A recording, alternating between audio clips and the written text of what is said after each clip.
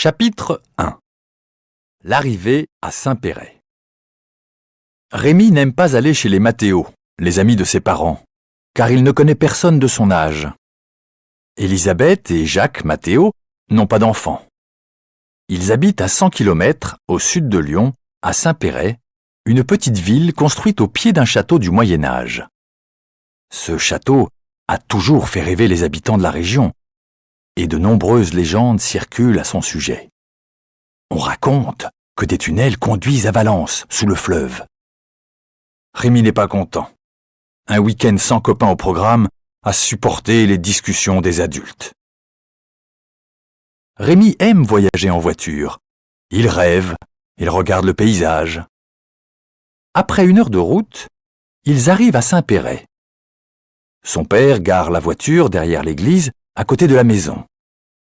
Rémi court devant, monte l'escalier, il sonne et, surprise, une charmante jeune fille ouvre la porte. Rémi est surpris et reste sans voix. Bonjour, tu es Rémi ? Moi, c'est Manon. Et lui, c'est Julius, dit-elle en montrant son chien. Tu es qui ? Enfin, tu habites ici ? Tu es timide ? Demande-t-elle en souriant. J'habite à côté, la maison bleue. C'est sympa. Je viens souvent ici. J'aime parler avec Élisabeth. Elle m'apprend à faire des gâteaux. Aujourd'hui, j'ai fait une tarte tatin. Les parents de Rémi arrivent avec les bagages. Élisabeth les accueille. Tout le monde s'embrasse. Élisabeth propose à ses invités de s'installer et de poser leurs affaires dans leur chambre, puis de se retrouver tous au salon pour un café et un gâteau. La tarte tatin préparée par Manon. Rémi est sous le charme. Elle ressemble un peu à Zoé et elle est très moqueuse. Dans le salon, le père de Rémi félicite Manon. C'est délicieux. Manon, félicitations. Tu devrais donner des leçons à Rémi. Ah, pourquoi pas ? Ça n'intéresse pas vraiment Rémi. Il demande « Est-ce qu'on peut aller se promener ? Je connais tous les secrets du château. Je cherche quelqu'un pour explorer le château. Le tunnel secret, dit Manon. Il y a un tunnel ? Tu es sûr ? Tu n'as pas peur ? Ce n'est pas dangereux ? S'inquiète Rémi. Tu as peur ? Non, pourquoi ? Je fais du journalisme. Du journalisme ? Alors si tu viens avec moi, tu as ton prochain article. À la découverte du château de Crussol. Bon, alors on y va. Attends-moi, je vais prendre mon sac à dos. Faites attention aux fantômes, s'amusent les Mathéo. Rémi revient avec un sac à dos rempli d'une bouteille d'eau, de chocolat, d'une boîte pour les premiers secours, d'un couteau suisse, d'une torche, d'un guide touristique, d'un carnet et d'un stylo pour prendre des notes. Julius, le chien, sent le chocolat et saute de joie. Manon rigole. « Oh là là ! Tu es bien équipé ! Et Julius t'a adopté. Je vais traverser le village avec un vrai explorateur. Et journaliste en plus, dit-elle d'un ton moqueur. Ton téléphone fait aussi appareil photo ? Waouh ! Elle rit, mais Rémi ne répond pas. Ils sortent et il la suit.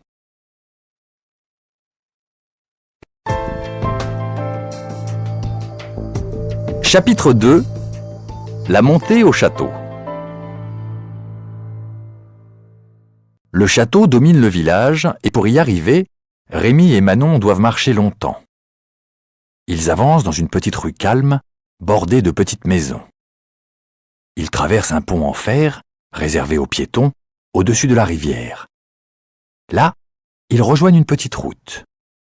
Elle monte dans la colline en direction du château. Des voitures les croisent.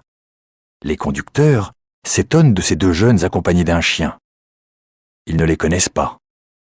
Dans le quartier, tout le monde se connaît. Une camionnette descend, ralentit. Julius aboie méchamment. Un homme à moustache fait un signe de tête. Il les observe longtemps dans son rétroviseur. Le ciel est gris foncé. Un vent violent se lève, mais il ne pleut pas encore. La lumière du jour diminue et il fait déjà très sombre. Dans un tournant, sur la droite, il passe devant le mur d'enceinte et la porte d'un château. Manon explique. Ça, c'est le château de Beauregard. Il y a des réceptions. Tu peux louer des salles pour des fêtes. Rémi sort son guide et lit. Nous pouvons admirer le château de Beauregard, construction de 1652, actuellement maison de réception. C'est ça. Manon marche devant. Elle est un peu en colère contre Rémi. Elle lui donne des explications sur le lieu, et lui préfère lire son guide. Elle trouve que Rémi marche lentement, et elle lui demande d'aller plus vite. « Allez, Rémi, dépêche-toi! Le chemin vers le sommet est encore long. » Manon n'a qu'une idée en tête. Retrouver le souterrain et l'explorer. S'il passe sous le Rhône, où arrive-t-il? À Valence? Toute seule, elle a peur, mais avec Rémi, elle se sent plus courageuse. Et elle le trouve charmant, ce Lyonnais. Ils arrivent enfin sur l'esplanade. C'est magnifique. Rémi sort à nouveau son guide et lit. Nous voici sur l'esplanade de Notre-Dame de Crussol. Une grande statue tend ses bras sur la belle petite ville de Saint-Péray. Manon lit l'inscription sous la statue. En reconnaissance de la protection accordée à Saint-Péray, 1944-1945. Et elle ajoute, « Tu vois, ce n'est pas la peine d'avoir le nez dans ton guide, c'est écrit sur la pierre. » Rémi continue pourtant. Panorama. Au pied de la Vierge, nous apercevons la ville de Saint-Péray avec ses coteaux qui portent le célèbre vignoble. Au nord, dans la plaine, le Rhône, le fleuve Dieu, se précipite des Alpes vers la Camargue et la mer Méditerranée. Nos ancêtres gallo-romains... Manon explose de colère. « Arrête de lire! Moi je connais toute l'histoire. Le château fort date du XIIe siècle. Il a toujours protégé le village. Mais si tu veux écrire un article intéressant, ne passe pas ton temps à lire un guide touristique. Il faut du suspense, monsieur le journaliste. Ouvre les yeux. Le suspense est dans le souterrain, j'en suis sûr. Alors, on y va ?» Rémi reste sans voix. Quel caractère, cette Manon! Il cherche une réponse quand l'étrange camionnette repasse devant eux. L'homme au volant a un regard méchant. Cette fois, Julius n'aboie pas, il a peur et se couche aux pieds de Manon. Au même moment, l'orage éclate. Un éclair et un coup de tonnerre marquent le début d'une pluie violente. L'objet de la dispute, le guide de Rémi, est trempé et ne ressemble plus à rien. Les trois compagnons courent vers une petite maison. On peut lire « La boutique de l'auberge, produit du terroir ». Visiblement, elle n'ouvre que l'été. Ils restent là un long moment. Heureusement, la pluie s'arrête. Ils sont trempés. Il commence à être tard, mais Manon veut continuer la montée vers le château. Rémi pense à ses copains, à Lyon, au journal, mais surtout à Manon. Il n'a pas le choix, et il se remet à marcher vers le sommet.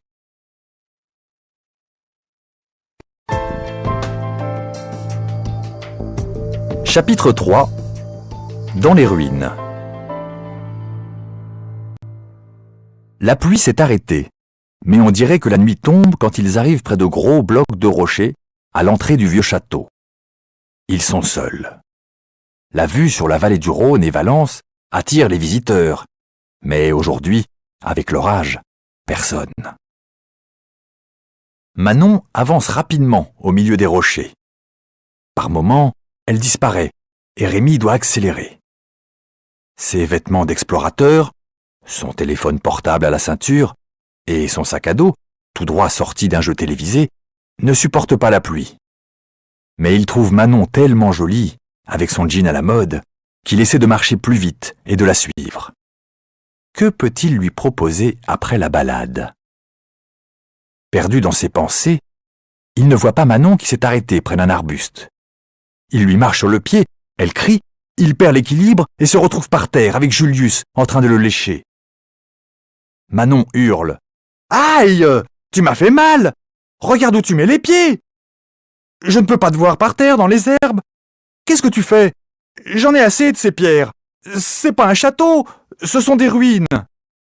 Tu es bête, tu ne comprends rien. Je m'en fous du château, ça ne m'intéresse pas.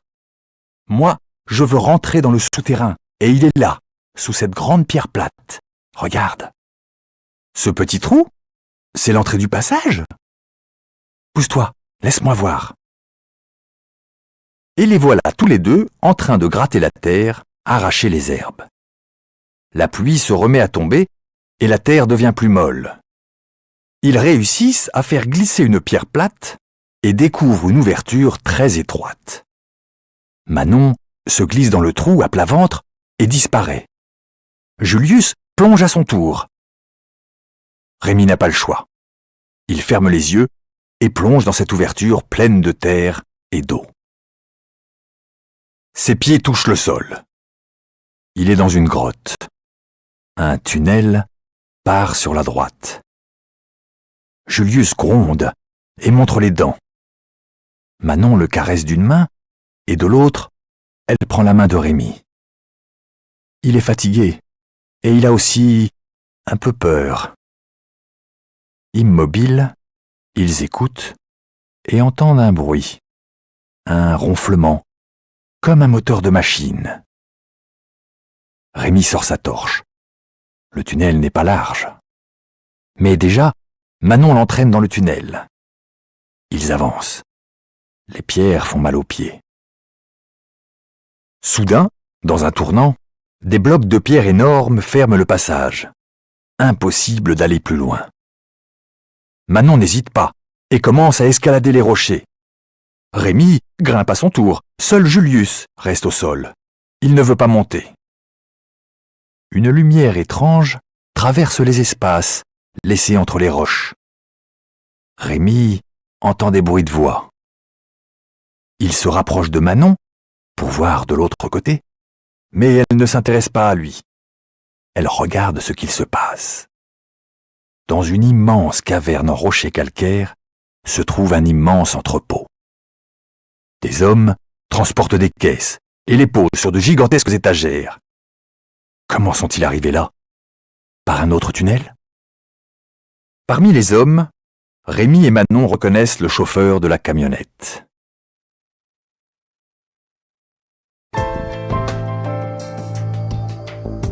Chapitre 4. La caverne d'Ali Baba. Dans la salle, des hommes s'agitent. Ils rangent des caisses en bois sur des étagères. Au milieu de la salle, un homme plus âgé, les cheveux blancs, est assis devant un ordinateur. Un gros chien noir est couché à ses pieds. Un jeune homme se déplace en roller, grand, blond, les cheveux décolorés, vêtu d'un blouson et d'un jean large et un ceinturon clouté à la taille. 2 téléphones portables vert pomme pendent à sa ceinture. C'est certainement un chef. Le gros chien noir aboie furieusement à l'arrivée de 2 jeunes femmes très blondes. Elles portent d'énormes sacs en plastique noir et elles les posent sur une grande table. Le jeune homme à roller tourne autour de la table et ouvre un sac. Il en sort des blousons, des pantalons de cuir, des gros ceinturons, des sacs, des chaussures. « Félicitations les filles! Continuez à surveiller les camions à la sortie de Romans. Vous avez l'argent? Tout est là. Merci. À la semaine prochaine. Personne ne vous a vu, j'espère. Le chauffeur m'a signalé 2 jeunes avec un chien. Sortez par le tunnel de la plaine. » À ce moment-là, 3 hommes arrivent. Ils portent des cartons. Ils les posent sur le sol et commencent à en sortir des téléphones portables, des ordinateurs, des iPods. En quelques secondes, la table est recouverte. Beau travail! Manon et Rémi n'en croient pas leurs yeux. C'est comme dans 007, mais en vrai. Soudain, le gros chien noir renifle en direction du mur de rocher. Manon et Rémi se font tout petits. Il sent quelque chose, et ses poils se dressent. Il grogne. Le jeune chef regarde tous les murs de la caverne, mais il ne voit rien d'anormal. Il n'entend que le bruit de l'aération de ce magasin. Julius, lui aussi, a senti la présence du chien, et il commence à aboyer. Manon met sa main sur la gueule du chien et lui dit « Chut, chut ». Heureusement, les machines font beaucoup de bruit. Rémi a peur. « Viens, Manon, il faut sortir d'ici et appeler les parents. C'est un entrepôt de marchandises volées. Ce ne sont pas des fantômes mais de vrais voleurs et trafiquants. » Manon est perdue dans ses pensées. « Roman ? Ils ont parlé de roman, n'est-ce pas ?» dit-elle. « Oui, et alors ? Roman est la capitale de la chaussure.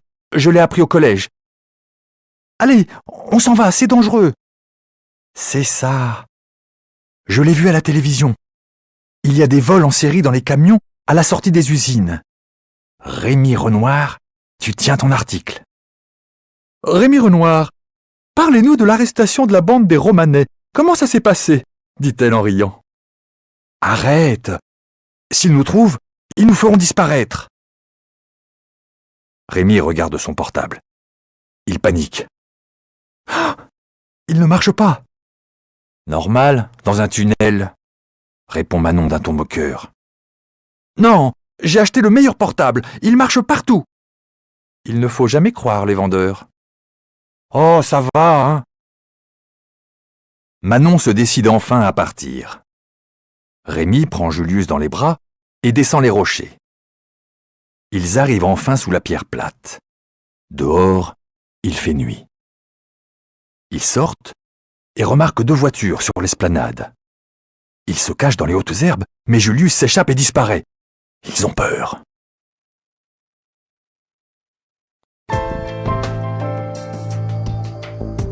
Chapitre 5. Fin de visite. Il fait nuit. Il fait froid. Ils sont glacés. Sales. Cette fois, Manon ne parle plus. Elle claque des dents. La pluie coule sur son visage. La pluie ou les larmes. En fait, Rémi a encore plus peur qu'elle. Ils savent que si les voleurs les trouvent... Rémi regarde désespérément l'écran de son téléphone portable. Soudain, le signal des messages enregistrés apparaît. 3 messages de ses parents. Le dernier message de son père est très angoissé. « Rémi, si tu ne nous rappelles pas, nous appelons la gendarmerie. Nous sommes au pied de la statue. » Rémi regarde autour de lui. Il veut protéger Manon. Il se sent responsable et sort de son sac à dos la bouteille d'eau et la tablette de chocolat et les donne à Manon. Elle mange et boit avec plaisir. Rémi prend les choses en main. « Tout le monde nous cherche, n'aie pas peur. Ils sont là. »« Tu crois que ce ne sont pas les voitures des voleurs ?» Rémi ne répond pas. Il ne sait pas. Il lui propose.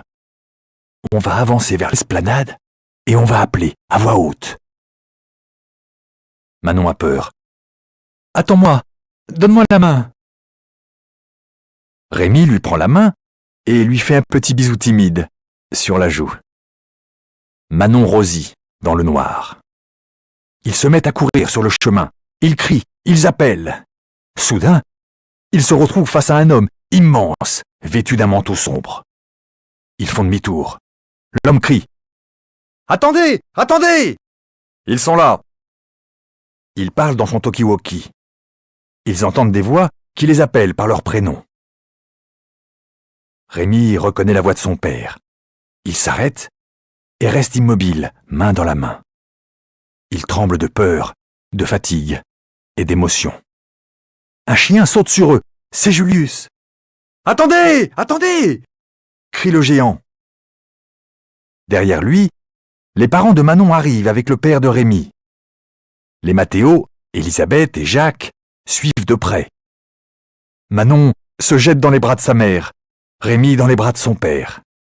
Ils comprennent que le géant est un gendarme. Il parle dans son talkie-walkie. Recherche suspendue.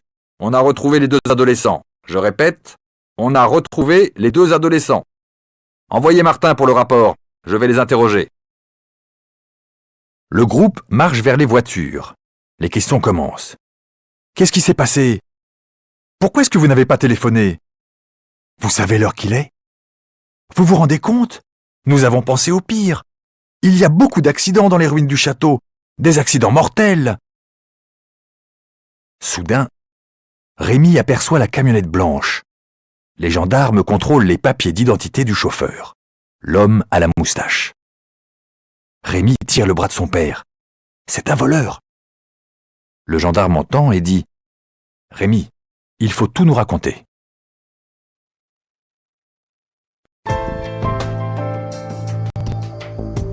Chapitre 6. Retour à la maison. Dans le salon des Mathéo, tout le monde est assis autour des 2 jeunes. Le café et le chocolat les réchauffent.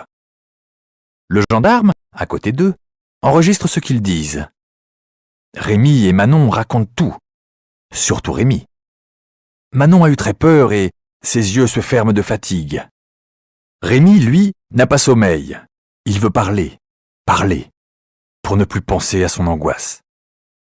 Le chef de la gendarmerie répète les paroles de Rémi au téléphone. Le soir même, sur l'esplanade de la statue, la police spéciale anti-gang commence à entrer dans les ruines du château et une vingtaine de policiers les entourent. Ils se placent devant l'auberge, entrent dans le souterrain, bloquent les carrefours des routes. Depuis 1 an, les policiers surveillent cette bande de trafiquants. Ils volent dans la région, dans les villes de Valence et de Romans. Bijoux, vêtements, chaussures, matériel informatique. Mais la difficulté est de cacher les marchandises. Il faut un lieu assez grand, facile d'accès et loin des regards. Le passage des voitures ne doit pas alerter les voisins. Le souterrain du château est vraiment un lieu idéal pour la sécurité. Au milieu d'un petit village tranquille, entouré de vignobles célèbres. La description des hommes est plus difficile pour Rémi.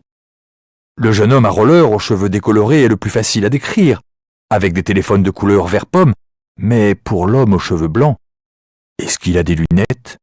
Quel est son âge? 40 ans, 60 ans? Rémi ne sait plus. Tout se mélange dans sa tête. Il tombe de sommeil.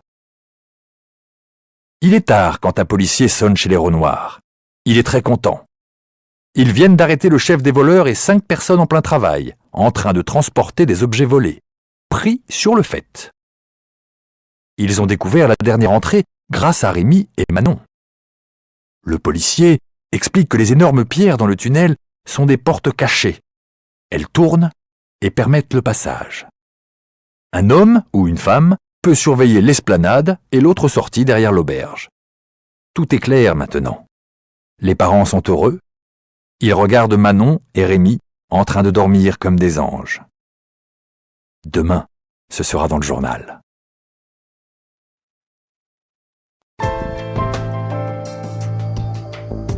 Épilogue. À la une. Après une courte nuit, Rémi et ses parents prennent le petit déjeuner. Ils sont très contents de la fin heureuse de cette aventure. On sonne à la porte. Le père de Rémi va ouvrir. C'est un journaliste du journal régional. Il vient interviewer Rémi pour son article. Rémi est très content. Il pense qu'à son retour à Lyon, il pourra faire son propre article. Quel âge avez-vous? 12 ans. Où habitez-vous? J'habite à Lyon. Vous êtes au collège? Oui, monsieur. Et je participe aussi à un atelier de journalisme. Le journaliste fait des commentaires. Ah bon? Formidable! Mais comment avez-vous découvert les objets volés? Avec Manon, nous avons trouvé l'entrée d'un souterrain et nous sommes descendus. Le journaliste veut des détails. Vous êtes descendu où? jusqu'à de gros blocs de pierre, et nous avons vu une grande salle. Vous dites « avec Manon ». Qui est Manon? Manon est mon ami. Le journaliste continue. Qu'est-ce que vous avez vu dans la grande salle?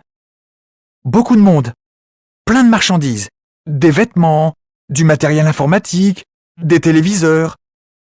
Vous n'avez pas eu peur? Si, un peu. Vous êtes très courageux. Le journaliste continue à poser des questions à Rémi. Manon arrive et Rémi, très fier, s'arrête pour la présenter. Le journaliste les félicite tous les deux. Les Renoirs vont rentrer à Lyon. Le journaliste a promis de leur envoyer son article. Rémi et Manon vont voir leur nom à la une et devenir célèbres dans la région. Rémi va faire le récit de leur aventure dans le journal du collège. Il va avoir besoin de communiquer avec Manon. Il veut venir passer un nouveau week-end à Saint-Péray. En attendant, tu veux bien me donner ton adresse mail? Bien sûr, répond Manon avec un large sourire.